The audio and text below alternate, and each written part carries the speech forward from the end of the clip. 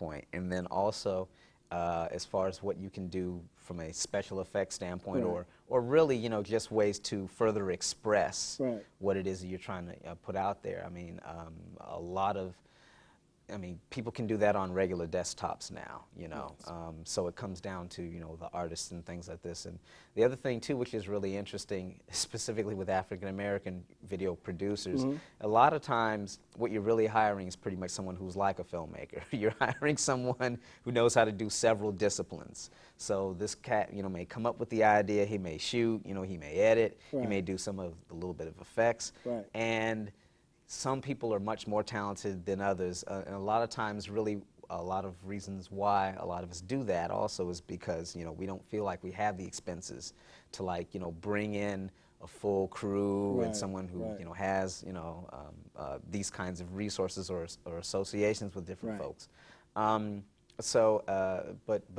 to be honest, it's always really, really worth it, because however it is, you know, your image is the most important thing that you're going to be putting out there, you know, visually and things like that. So, I mean, you know, obviously, as we well know, a video can really, really make a song, or it can break a song. It can make careers and break careers. Yes, definitely.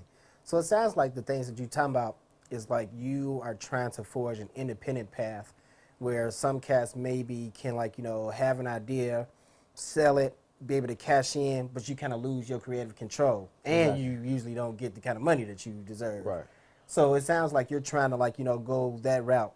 What are some different, like, you know, challenges that go along with that, and why do you think that it's worth those challenges?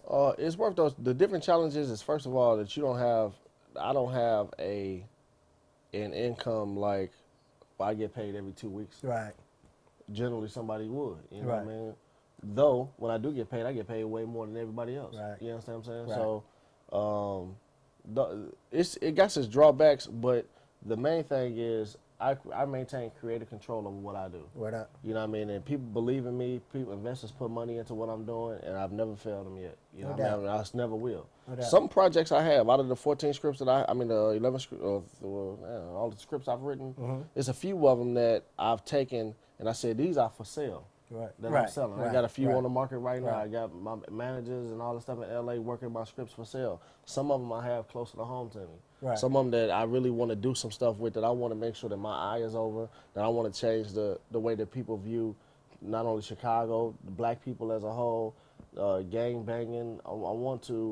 I got a mission. I feel like God has sent me to do a ministry, and this is part of my ministry. So certain things I hold very close to me, such as that play, Work It Out. You know what I mean? So that's what it is. No doubt.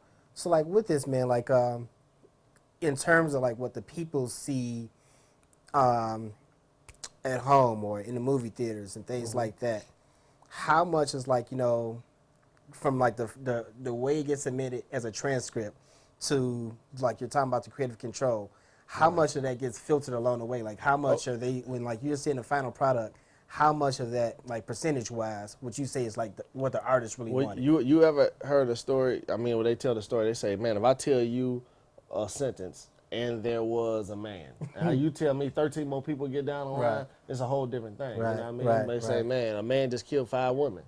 Now, that's how it is in script writing. A lot of times I might submit a script for sale, and that's my vision. They might like the story idea, but they say, you know what, I got some people on my payroll. Let's see what they can do with this. Let me spice it up a little bit. You might get 4 or 5 writers on one script. Barbershop had about 6 writers. And I'm talking about rewriters. I'll rewrite that, rewrite this, rewrite that. I can guarantee you the original script was like this, turned completely into, and that's just how it is. Sometimes you don't have to go through that. Most times you do. Especially with the director, because then the director says, I don't like this part. I'm changing that, throw that part out. No, I really want to say this.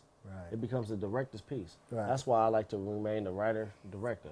Most definitely. You know what I mean? Most definitely. And then I also like to produce with my partners and pull in the people who I feel like is capable of making it happen. Word out. Your show, Not Seen on BET, was trying to, you know, counterbalance and, like, give some alternative views, you know, black womanhood that I think a lot of our young sisters, you know, don't really have as much these days.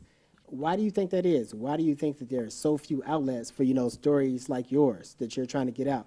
Because I think that these things actually can be very profitable, and a lot of people want to hear stuff like that. Why do you think it's so difficult to find stories like that? Oh, that's chicken or the egg. It really, really is, because you want to bring people what they want. And honestly, BET wouldn't exist if people didn't want it. So I think there is a beautiful line between being, provocative and being cutting edge and being young and hip and fresh and having new ideas and not feeling repressed and having freedom. And I really think that, things like BET or things that become exploitative, that's the nature for which it starts. It's just having freedom. But then I think it gets all skewed and crazy. I think, honestly, we don't have enough people doing independent work. Right. And we don't have enough people supporting independent work. Right. It's easier to do mainstream things just because pop culture rules everything we see and hear. So, it's a chicken or the egg, but I honestly think that it's optimistic. I think everyone is always looking for light. I think everyone is always looking for, a positive outlet, regardless if they know it or not. Right. So it's about not asking why, but just delivering what you see is necessary. Right. For people who may have some good ideas or whatever, who may be writing, like, how does it go, man, from like you have an idea to like it being a final product on the screen? Like, what are the stages in that? Man, first of all, the gratification of that happening is a very good thing. I'm sure. But at the end of the day, the process, it's a few different processes. Let me give you a few of them. One, you write, you go find you a manager, a / agent, and try to get it sold.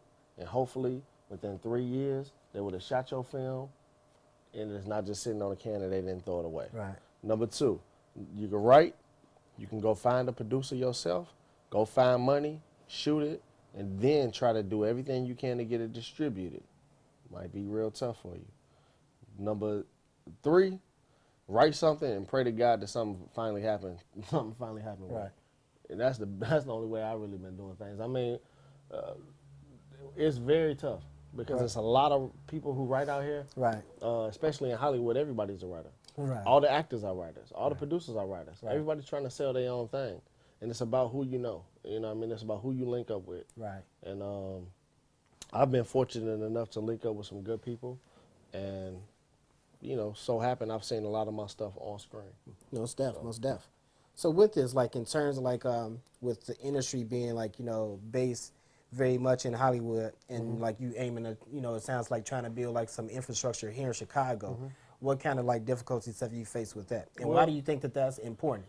Well, it's just the truth of the matter is, if I'm trying to be a great football player, and I got the opportunity to play at Notre Dame, or I have the opportunity to play at Illinois State. Right. Illinois State is good. Right. You can still do your thing. Right. But if you play for Notre Dame, you're on the national spotlight. Right. That's a football city. Right.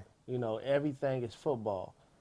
Down there, you might want to kick it. The Kappas might be the hot thing on campus. Right. Not the football players. Right. It's a different life. Right. Being in Chicago in entertainment, you're just honestly, you're not wasting your time, but you're playing with yourself. Yeah, that's never a good thing. The industry is in L.A.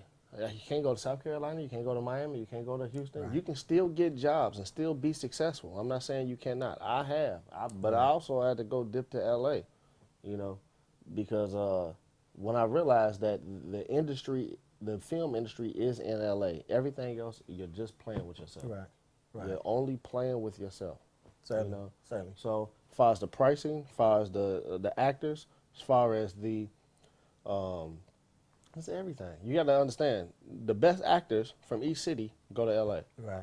So when you have an audition here versus an audition in L.A., you running into the bottom of L.A., it's the cream of the crop everywhere else. Right.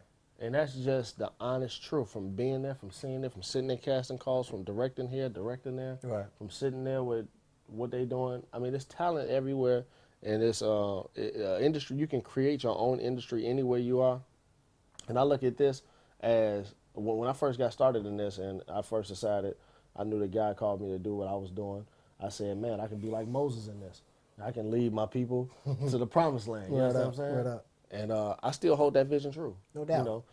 I know some other people, some great people out there. John Monopoly, y'all. Like I said earlier, working real hard. There's some other people out here that are really making a great